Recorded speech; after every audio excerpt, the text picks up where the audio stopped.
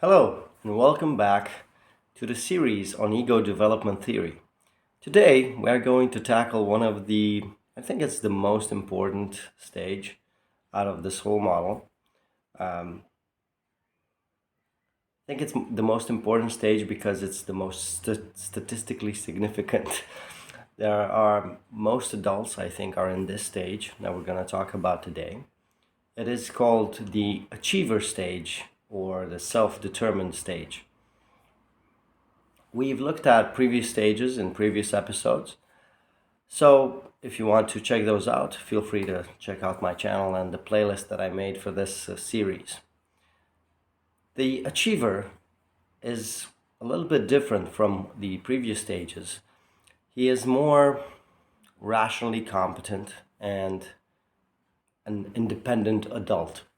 People at this stage are mostly preoccupied by reasons for doing things, for causes of different behaviors, different things that happen. Their achievements, which is why it's called the achiever, achieving things, goals, objectives, contracts, agreements that they make with others.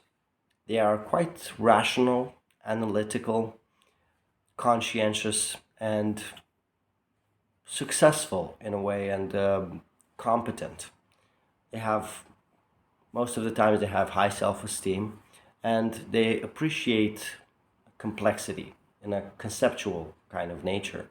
They become aware of contingencies and see alternatives to the conventional responses that one has, for example, in problem solving. They begin to notice contradictions between in other people or in themselves, even inconsistencies that appear, for example, in belief systems or um, in sort of philosophies that they adhere to. And they begin to understand that sometimes, as Captain Jack Sparrow said, the problem is not the problem, the way of thinking about the problem is the problem. So the framing of the problem is basically why the problem exists. So they begin to kind of become more introspective and more analytical in that way. They believe that truth can be found through scientific means, if not now, probably later, if things are not developed yet, but they will be later. That's what they believe. And doing this sort of scientific methodology of investigation and these sort of scientific procedures will actually lead us to see things how they really are. They look for laws on how things work. For example, how human behavior works, how the universe works, how a closed system works. They begin to kind of try to find the rules behind things, the causes, how do they work, and to investigate these as deep as they can. They are willing to even take risks and fail for in order to achieve these sort of goals. Whereas the previous stages were afraid of showing any kind of weakness, even if it's not weakness. For example, failure in this case can be seen also as a good thing because it leads to learning how things work. But the previous stages were seeing that as weakness, and they did not want to show any weakness because of their insecurities. Where this achiever has a more balanced kind of reasoning, and their their reasoning is basically at a peak level in this stage. They have more tolerance in time between actions and results, between doing research and finding out how things work, between question and answer, right? Basically. So they are more patient in that way, and they may understand that greater endeavors actually require more patience and require to dive deeper and to understand more about certain things. They sometimes, if it's a complex puzzle, they can understand that it might need a cross-disciplinary or a cross-departmental approach so that that puzzle can be solved in a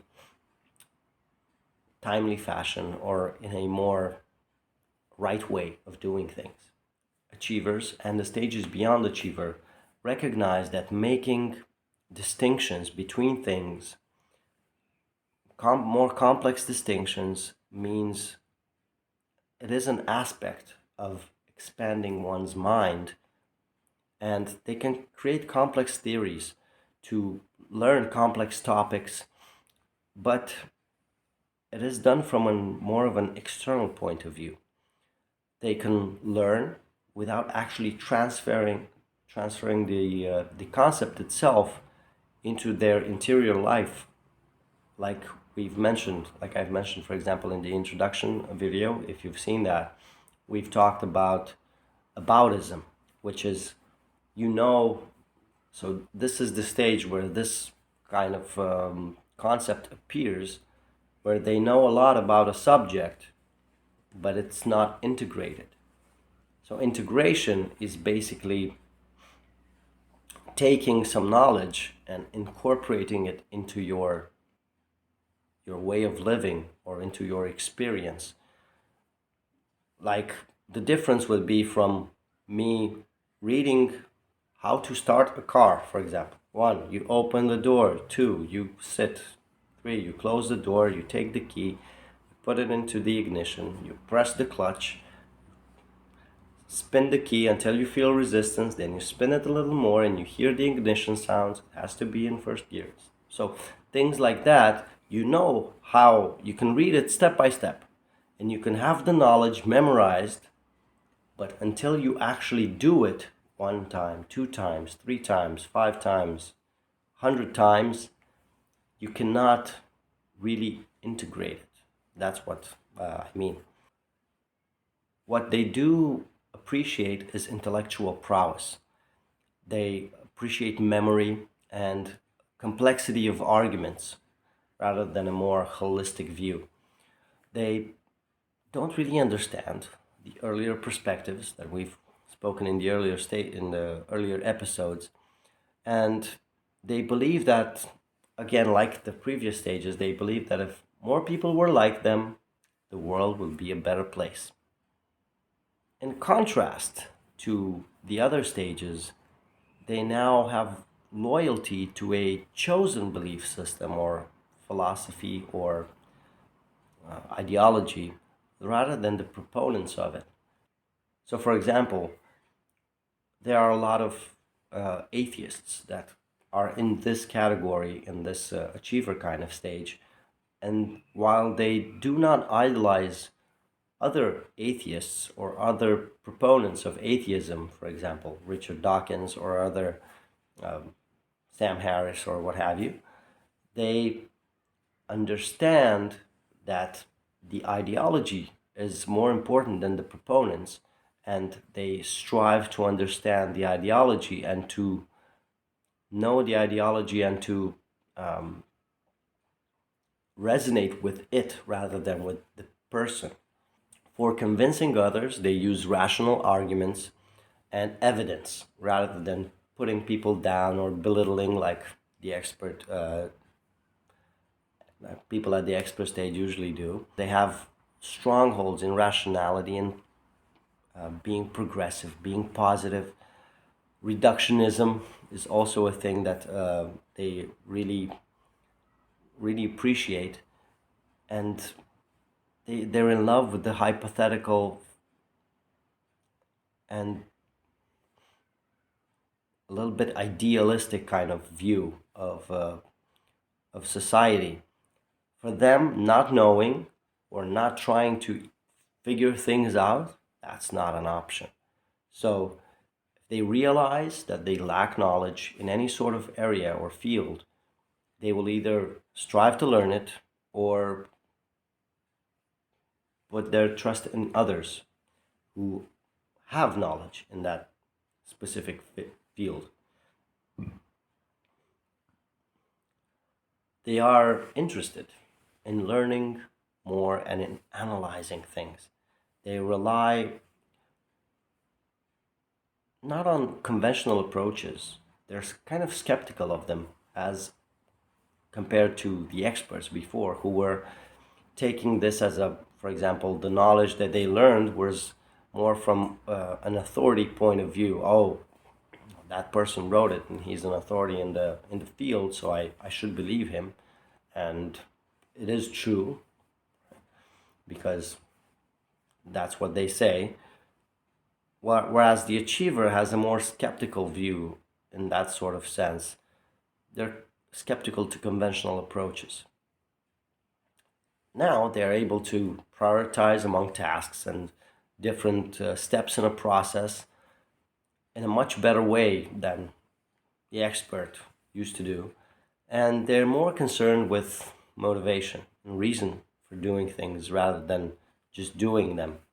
They can even identify themselves with contradictory traits. Oh, I'm an optimistic pessimist. This sort of thing. They are interested in moods, in traits, like I said, motivation. What causes others to behave in a certain way? What do I need to know in order to succeed? And how can I use that knowledge in order to achieve the goals that I have? What kind of skills do I need? What kind of skills do I need to develop to be better at my work, to be better as a member of society, for example? So they become much more open to continuous learning and to self-improvement in a way that at earlier stages, of course, did not.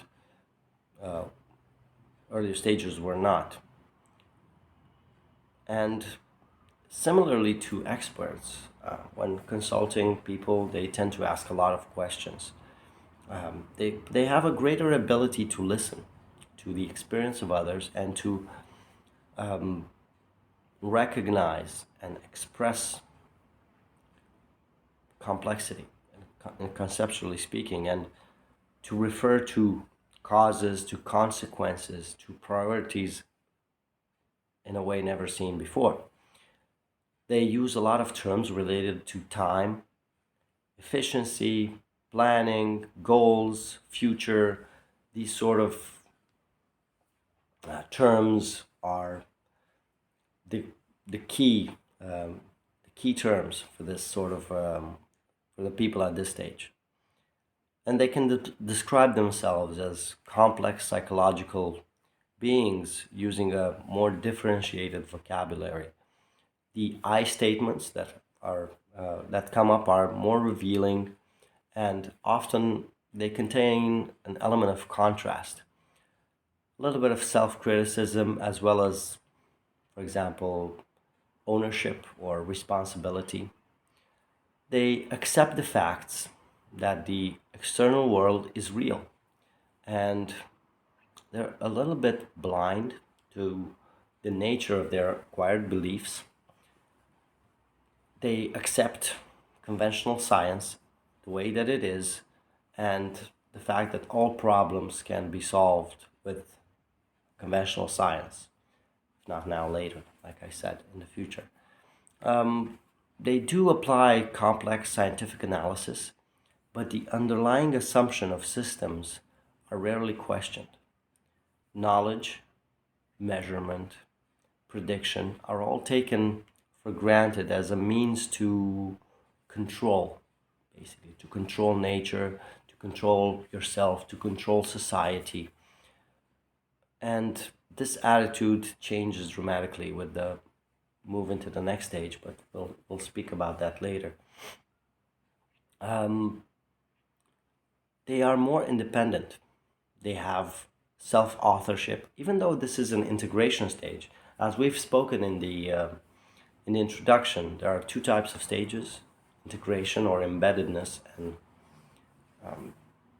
separation stages where more individual focused.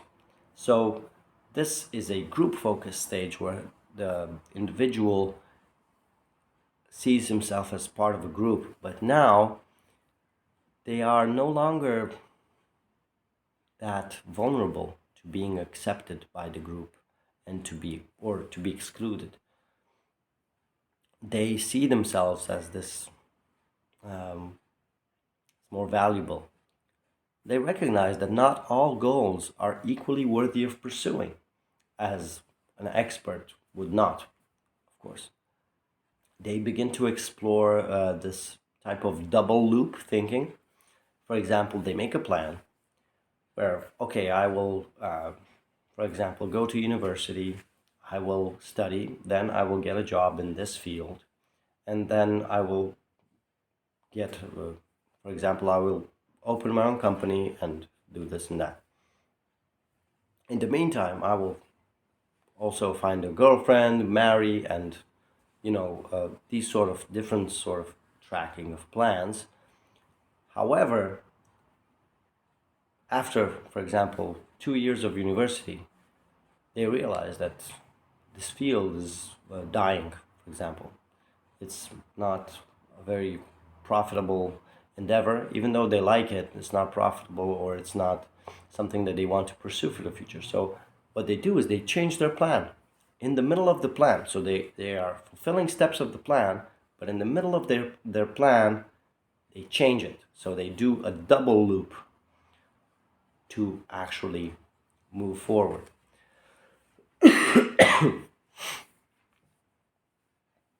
So they are concerned about priorities and the consequences of their action, and they're capable of revision in that way. And they're less likely to believe they can do it all alone, whereas previous stages, for example, the experts, yeah, they were lone wolf kind of a specialist. Well, now the achiever knows that they need people behind them. They are focused on consequences, on effective use of the time. They focused on the future, not on the past. What is there to do? What is there to be accomplished? What sort of goals can we achieve? There are some kind of questions that achiever always ask themselves.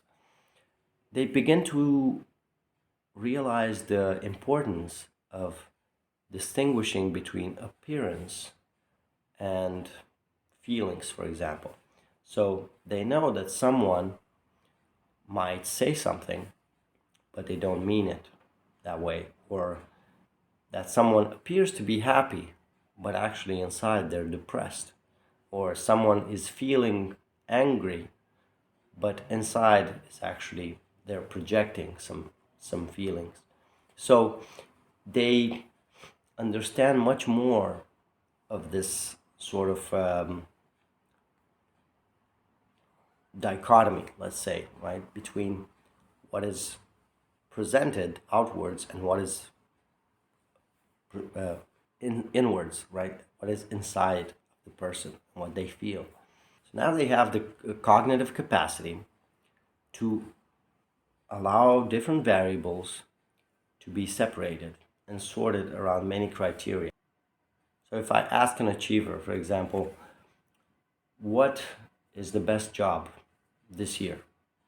They will judge it first from their own perspective and say, oh, it's probably this one because I like it the most, or it pays a lot, and it's one of the jobs that I'm looking forward to. So they basically take that variable, which is the jobs, right, and they sort it in their head across this criteria, which is their own preference. Whereas if I tell them, okay, now tell me what is the best paid job, oh, right, it's different. So they start thinking and they do a different order. They can do that. And if I ask them, okay, now tell me what is the job that brings the most value to society? Well, that's a whole different question, and it needs to be sorted out differently. So they can do that. So they have this self-authorship, this mastery of their own destiny, right? They feel like they are masters of their own destiny.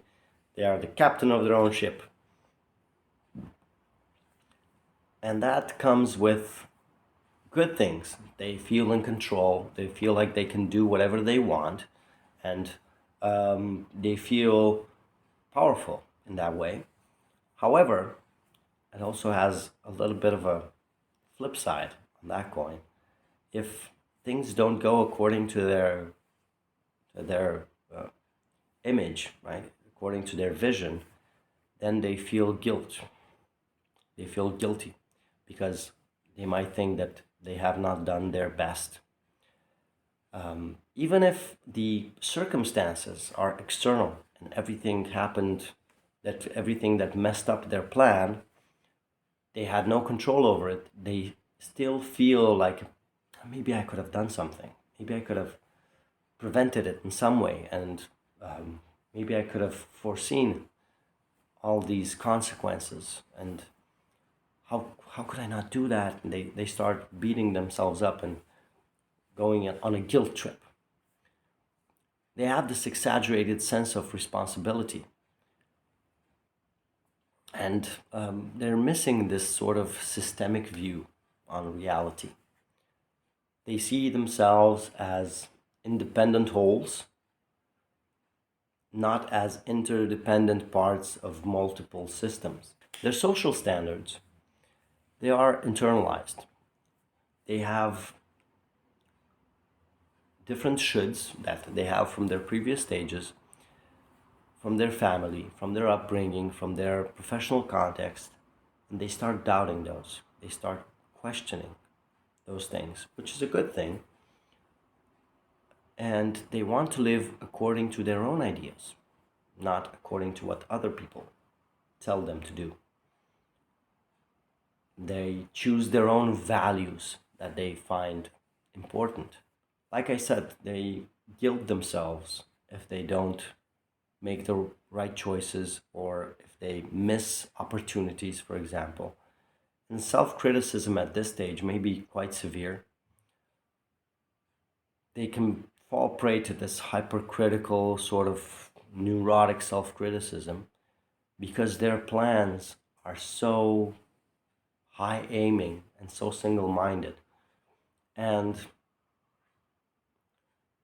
one thing I want to say about this is that I have a video about this where I speak about this on my channel. You can find it right there. I'll link it, and you can watch it if you find this subject interesting. And I think it's quite interesting to think about these sort of things. So go ahead and give it a listen or a watch. Now, like I said, they can be hypercritical because they have very high standards for themselves, and they also have high standards for other people as well, expecting others to be as independent, as self-authoring, and as responsible as they are. They feel the need to share their own experience with others, which makes interpersonal relationships feel more intense and more important to them. And they appreciate others for having, for example, different expertise than they do. But they appreciate it as long as they don't step on their own beliefs, their own thinking. They like to use compromise a lot to keep boundaries intact, but they also allow for a lot of collaboration to happen between parties. They function very well in a team, and that focuses on one problem or one task. And they like to join these groups more for attaining goals. That is their what they like to do is to achieve things. When they take action, they proceed based on their own critical examination of what works, what is important to know, and what they they start also analyzing what sort of selves they want to be, what values they commit to, and what purpose they want to enact in this world. They have a need to cooperate with others because they understand that they cannot do it alone. They need the efforts of others. They cannot know everything. So they need others in order to get things done. That's what they want. So they associate with people that have similar choices, as in what is important for them to accomplish, like goals or different pursuits. And these associations start reaching across different variables. For example, if they have different upbringing, it doesn't matter. Different education, different race, different gender, personality type, even geography. They reach all across the world in order to get things happening, in order to get things moving. All these differences, they're put aside, right? Let's put aside our differences. That's what an achiever says. Let's agree to disagree, but let's get things done. That's what they like. That's what they are all about. They can belong to different groups at the same time without feeling confused on their loyalty to these groups. Now they can understand that one group has these sort of goals, these sort of objectives. This other group has other goals.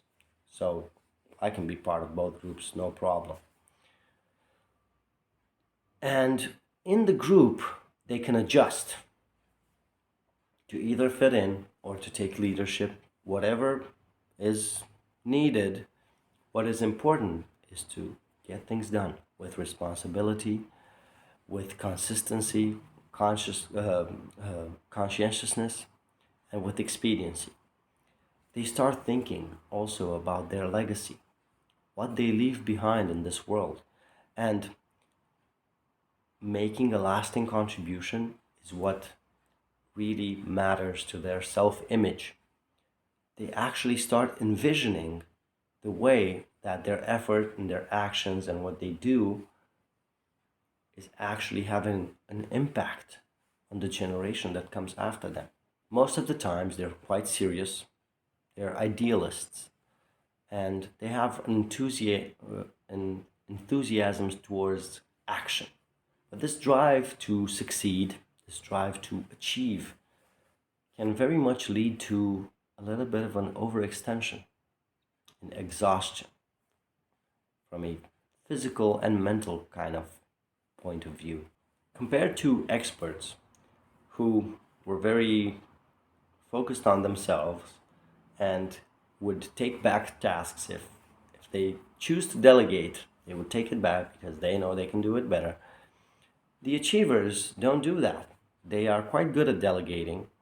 They trust others to do a good job, even though their approach might be different from what they're familiar with. They trust that they will do the job.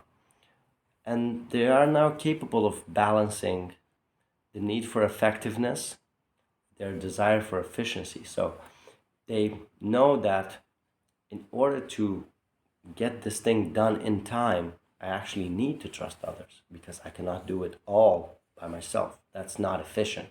That's not good. The other stages see achievers a little bit as a control freak. They have this overbearing need to control everything and to oversee things that happen. And it is indeed that being in control and is being in control is precious to them. And losing that control is seen as a threat to one's well-being and to the self-identity. They know, for example, that they stand on the shoulders of others and they put a lot of energy into reaching the goals and achieving success. Remaining independent is also a thing that matters a lot to them.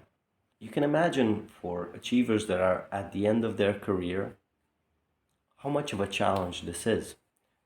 If you are looking at pension and all your self-identity was tied into this profession and into getting things done and doing things, relaxing and taking a step back is actually not, you cannot fathom it. You find it, you have a negative view on it. actually. So what they do is their values, their standards, and even morally or socially, they're all self-evaluated. They're all based on one's own valuation, one's own personality and experience, as compared to other stages. For example, the earlier stages that were bending or breaking the rules because either they thought they were silly, they didn't want to obey with those rules, they didn't like them, or they thought they were constraining, right? Like the expert. Achievers break or bend the rules in order to achieve, to follow the greater good that they see, or their need for freedom, or whatever goals they have. And they can actually provide valid justification to do so. They come up with reasons that were very well researched, they analyzed the situation, and they came up with reasons for breaking the rules. They are focused on material things, just like the other stages. Um, Time is money, right? They are very efficient, effective in their use of time because time has a value for them. And this money motive, and this fits very well in today's world of a capitalistic sort of society and this Western kind of outlook on reality that we have. When they are in charge, they are empowered to make unilateral decisions that are in the perceived interest of all. So they care about what other people need. However, they do not consult. They take and they decide for everyone. They are very encouraging in a way to other people to discover their own solutions to problems and to find their own way. That is just the way that they have found their own way. However, they're not aware of these developmental differences. So sometimes they talk to someone and the behavior that they demand from that person may go well over their head. So they have their limitations in that sense. They start to have a full awareness of linear time, and they can look forwards and backwards in time deliberately. They can do that. Also, deliberately, they want to find out who they really are. So it's not only who they are, it's also what they would want to be. And they explore this time forward and backward, especially looking at past decisions, past choices, past experiences. And there's a timeline of about 5 or 10 years in the future that they can look to, and perhaps even further back, which is also used, for example, in interviews, right? They ask you, where do you see yourself in 5 years? And you're supposed to give an answer which would prove that you are at this stage. It's also the first time that they understand and they grasp the concept that they can grow in mind and also in heart as adults. They can continue growing. They start cherishing knowledge of self and work towards increasing it. They trust in their own potential to improve themselves through effort, through feedback, through learning. And for the first time, as we've spoke about the expert who was a little bit touchy when it come to feedback, his whole identity was based on their knowledge and their profession. So when someone criticized that, their whole identity would crumble and they would get aggressive and project those feelings outwards. Now, the achiever can take feedback, they can listen to it without even agreeing with it or without it feeling like it diminishes one's identity. So either the feedback is right, either it's misjudged, misinformed, or however it is, they see it as information, as valuable information that one can use to learn more about either themselves or about the person that gives the feedback as well. And compared to experts, this sort of time, the fact that they can look at time, makes them understand their overall path and how they got to where they are in this place in their life. The self knowledge that they look for can be um, can be explored through personality tests, asking others for feedback, taking professional and educational courses, going to retreats, going to conventions, going to places of learning.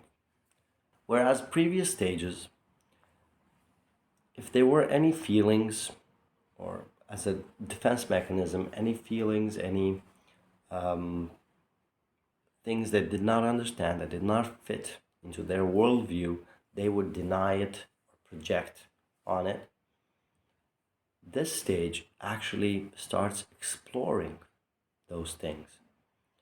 It may still have these sort of defenses, but they become much more so. Other areas become much more open to investigation and to introspection. They can now postpone things, they can put them in the backlog, right, on a back burner, and they start to notice discrepancies between um, values and behavior, for example, and they learn to deal with conflict and with tension in much more productive ways. They also start using negative energy for a positive push, which is done consciously. Like, to give an example, for example, you they see, for example, that the welfare system is unjust, right? All these people who are taking advantage of the welfare system, or maybe it's the other way around, that the government is not paying enough for welfare and people are in, impoverished and they do not get the support that they need. So what they do is they feel angry at this injustice, right?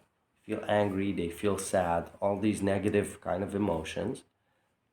So what they do is they organize a campaign. They write a letter to the governor, they write a letter to the president, they put it on social media, they blast it out, right, for everyone to see and to create a positive effect. Getting these sort of positive results, getting rewarded for them, of course, is an important way to find self affirmation. Their self esteem depends more on achieving their own goals rather than looking for external affirmation and approval from the group or from other people. However, they find it kind of difficult to see the limits of their own time and energy. They hardly slow down to look at the world around them and to look at the present moment, to reflect on life, or even to give themselves a break. And if they see others who make time to balance this out, to balance their lives, they either want to do it themselves and they learn to do it themselves, or they resent them for it. At this stage, most complaints are about work life balance issues. They have this urgent sense that time is fleeting, time is ticking. They need to make as good a use of time as they can. They see it as a scarce resource and they want to use it as effectively as possible. They do see themselves in two ways: as members of the society, as that are contributing to making this society, this community much better.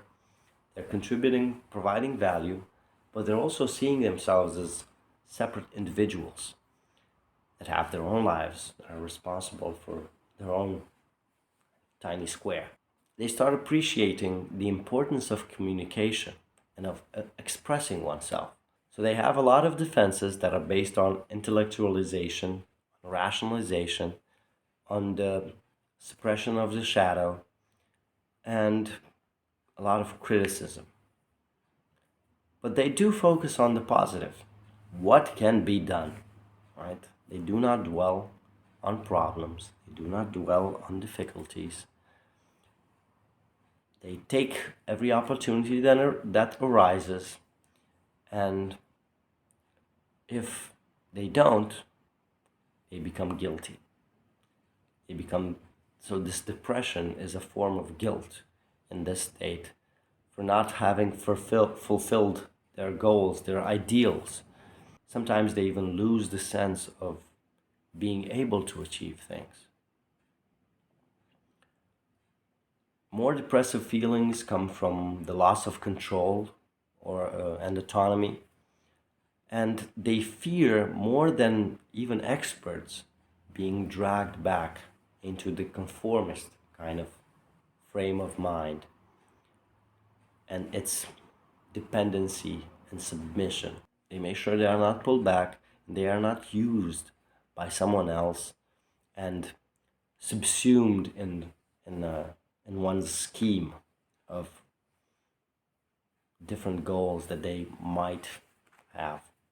They have a fear of loss of progress, have a fear of loss of control, and the loss of clear boundaries.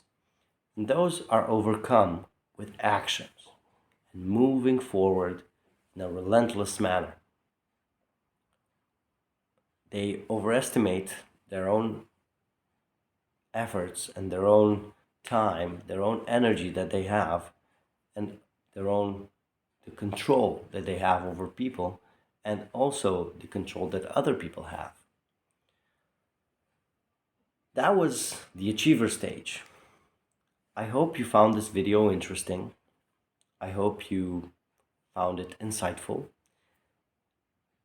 When I dived through this material, which you can find in the description below, all the research that Dr. Cook-Groder made, you can. So that was about it for the achiever stage. It was quite a lot to get through. Hopefully you found it interesting. If you did, feel free to click that like button and to share it with someone who might find it interesting as well. Comment down below, what was your favorite part? Like we spoke in the introduction, it's not necessarily everything that you can find yourself relating to at this stage. There is a certain center of gravity. No one person is 100% at a certain stage, but it can give you a very much clear idea of where you are and where other people are, and where even society is in your own country or your organization, the company that you work with. Where are they on this sort of spectrum? Thanks a lot for watching, and if you will stay tuned, we will dive into the post-conventional stages. The achiever stage was the last stage of the conventional stages. Now, further, we will move into the post-conventional stages, which are, I think, quite interesting and quite exciting to look at. So I look forward to seeing you in the next episode. All the best.